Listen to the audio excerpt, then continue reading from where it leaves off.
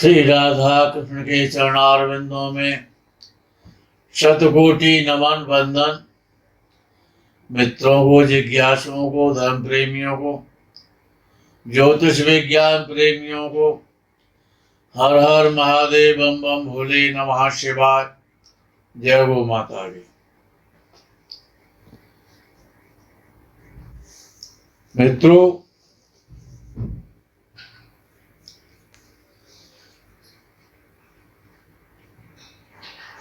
एक होती है माँ,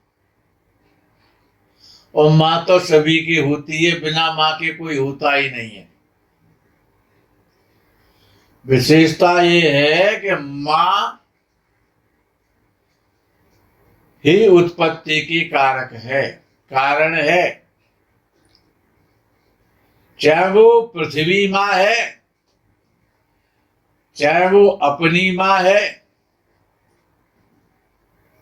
चाहे वो पक्षी की माँ है, चाहे वो देव माँ है, चाहे वो गौ माँ है।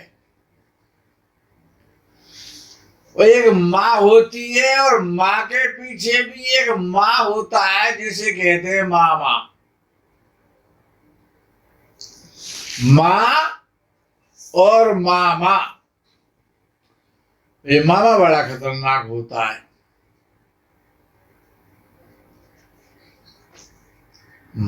मामा,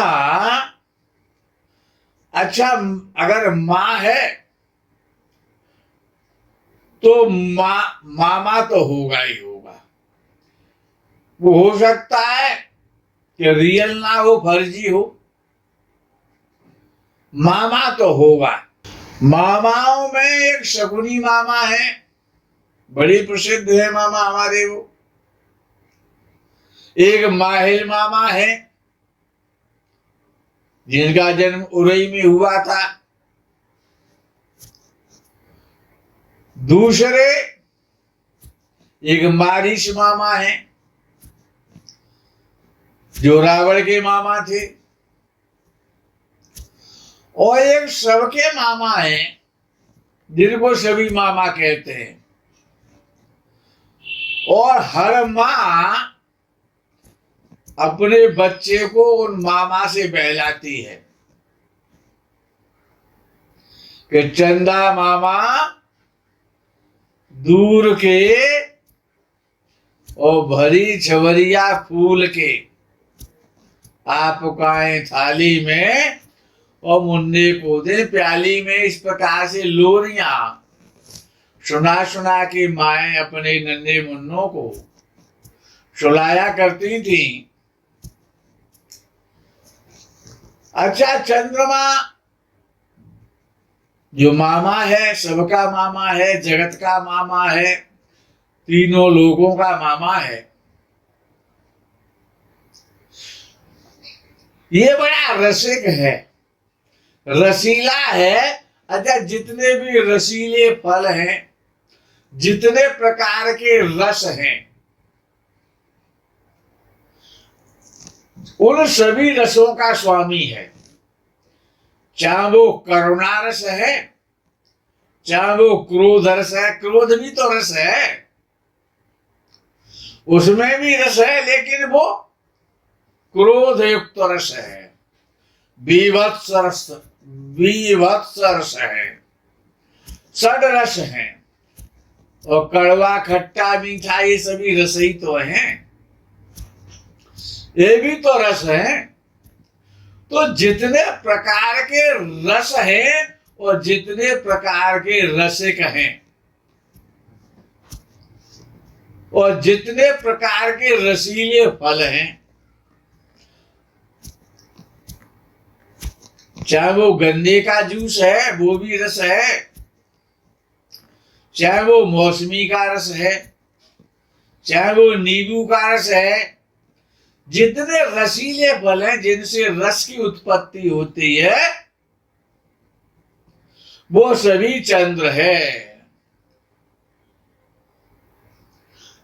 नवग्रहों में चंद्र सर्वाधिक चंचल है, तीव्र है, फास्ट मूविंग करने वाला है। काल पुरुष का मन कहा जाता है चंद्र को। हमारा सबका मन है और काल पुरुष का मन है।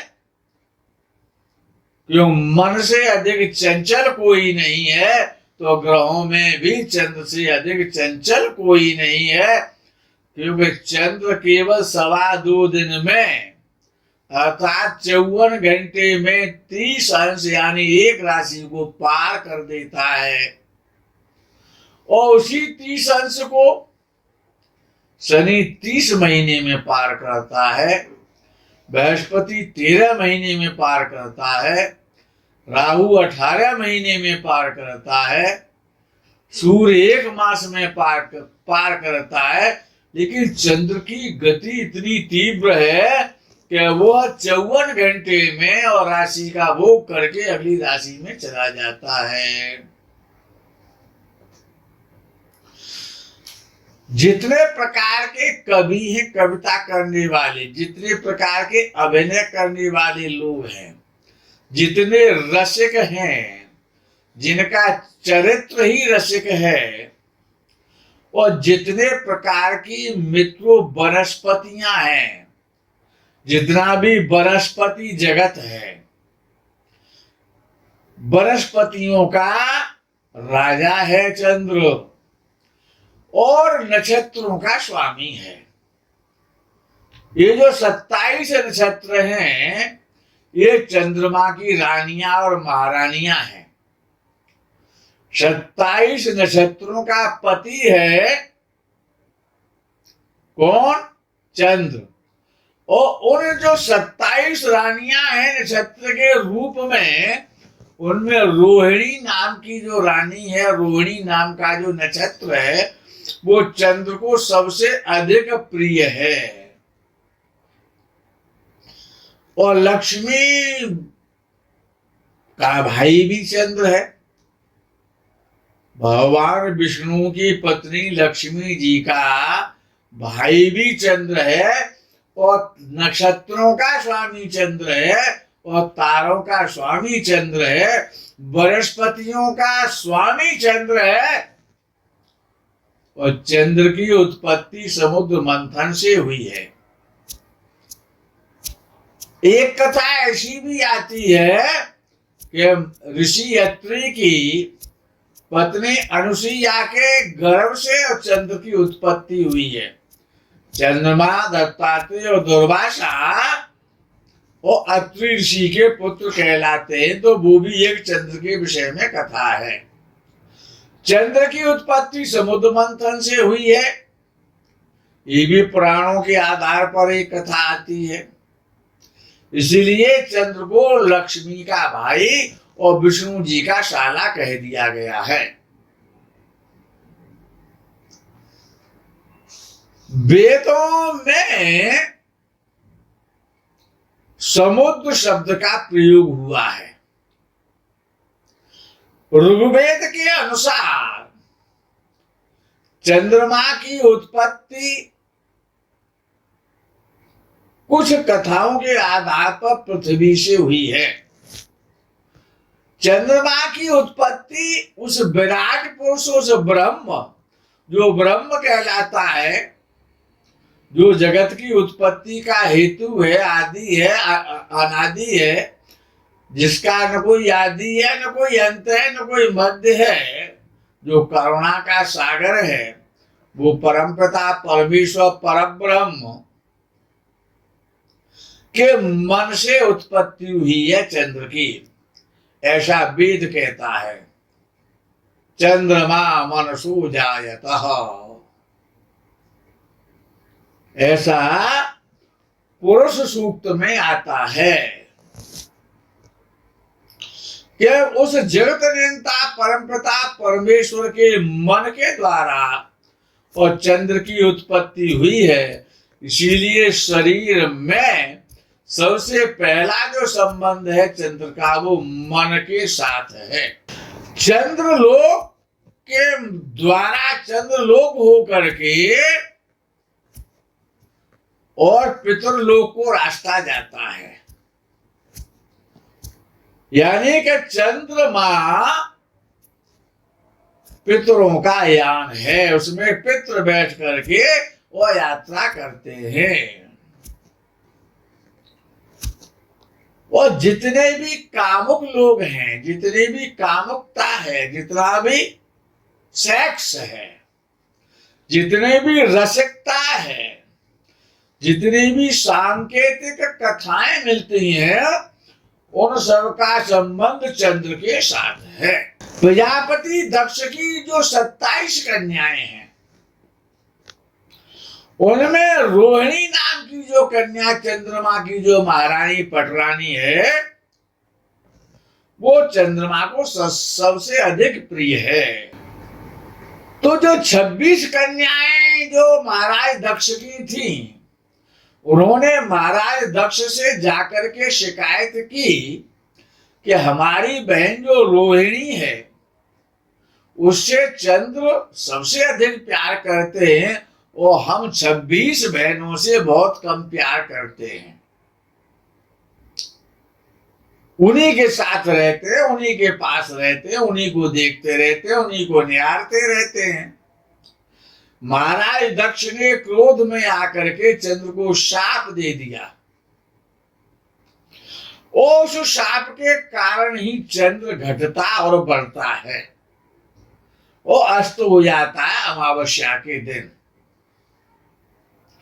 जो चंद्र की जो 15 कलाओं में जो चंद्र घटता और बढ़ता है,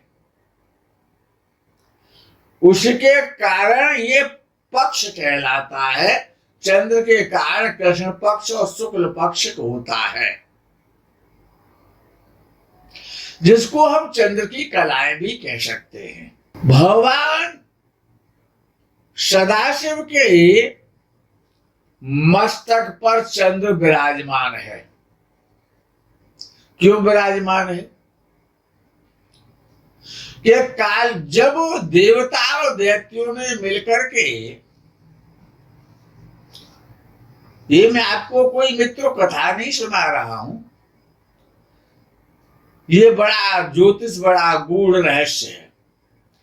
ज्योतिष का संबंध हर एक पुराण के साथ में है, वेद के साथ में है और जन जन के साथ में है।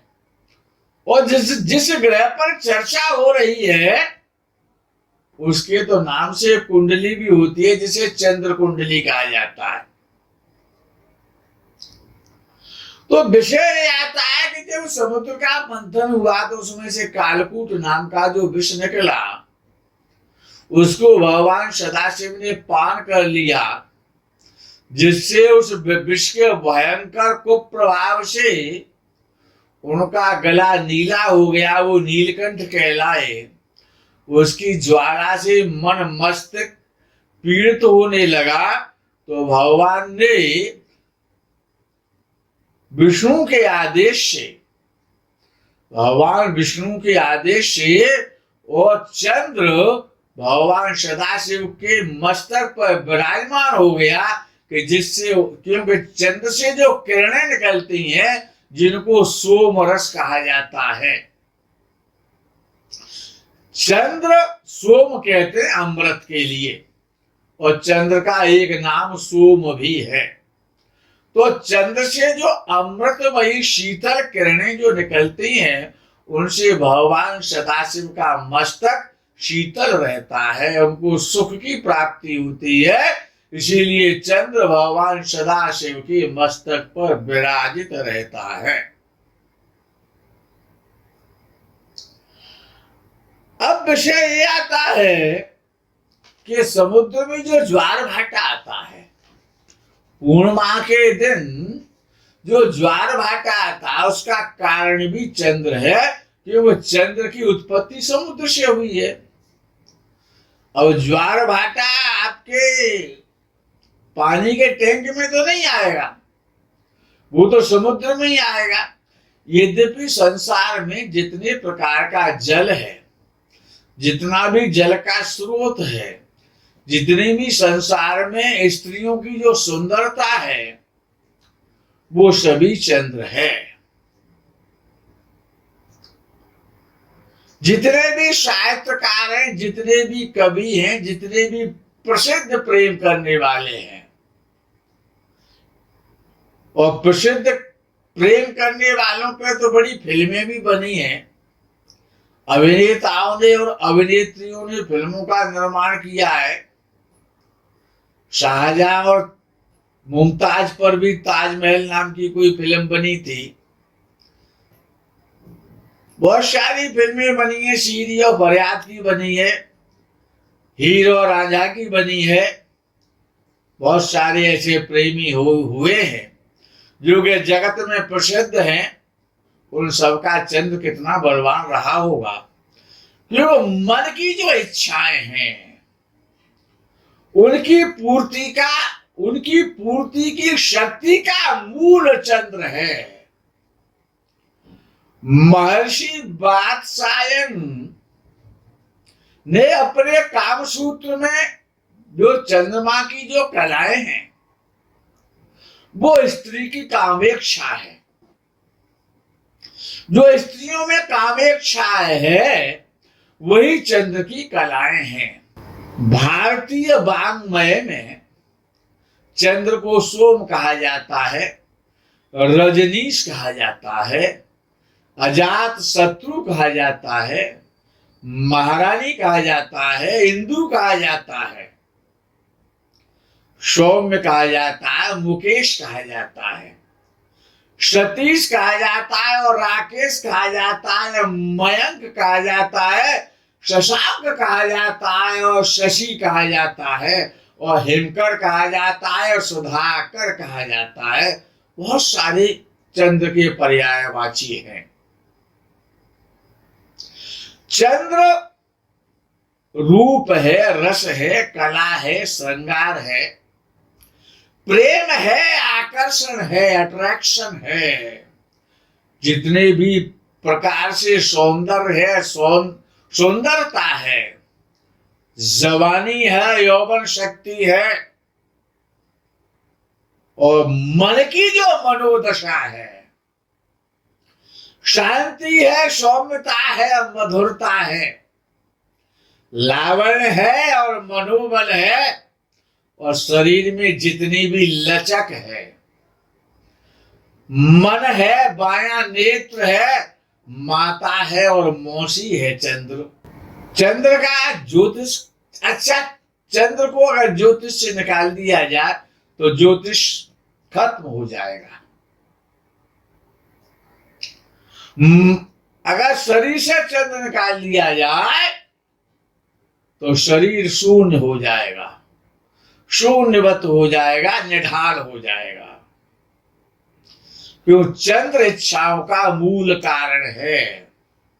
जितने प्रकार की इच्छाएं, किसी को प्राप्त करने की इच्छा है, किसी को त्यागने की इच्छा है, धन की इच्छा है, पुत्र की इच्छा है, काम की इच्छा है, कामनाओं की इच्छा है, मकान की इच्छा है, वाहन की इच्छा है, ये जितनी भी इच्छाएं हैं और आपके शरीर में जितना ब्लड है, जितना वाटर है आपके शरीर में, पानी भी तो हमारे शरीर में रहता है, तो जितना भी वाटर है वो सभी चंद्र है।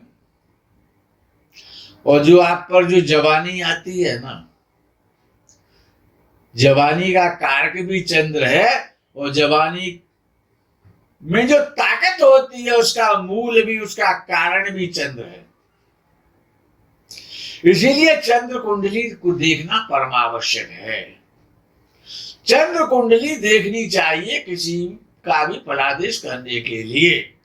पहले लग्न कुंडली देखे, फिर चंद्र कुंडली देखे, फिर सूर्य कुंडली को देखना चाहिए। तो वो सुदर्शन चक्र पद्धति कहलाता है, जो सर्वाधिक और सटीक फलादेश करने में ज्योतिषियों की सहायता करती है। अच्छा, ये शनि की ढैया है, शनि की 7.5 है, बृहस्पति चौथा, 8वां, 12वां है। ये सभी विचार चंद्र से ही तो होता है। ये शनि की ढैया और 7.5 भी तो चंद्र राशि से ही तो देखी जाती है, लगन से तो देखी नहीं जाती है। तो इसलिए चंद्र बीजम सर्व बीजम ग्रहाणाम चंद्रमा मनसु जातः। सृष्टि की जो उत्पत्ति है, सृष्टि का जो विकास है, सृष्टि का जो प्रलय है, क्योंकि प्रलय भी जल में ही होता है, और काल क्रम की, समय की गणना की जो व्याख्या है,